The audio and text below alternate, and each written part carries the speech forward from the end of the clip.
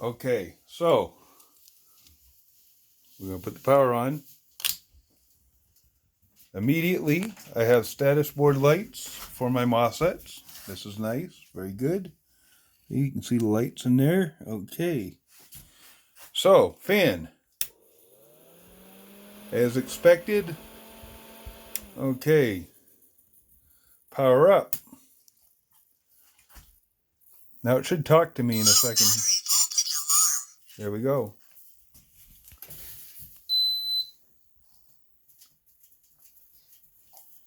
It's going to shut itself down.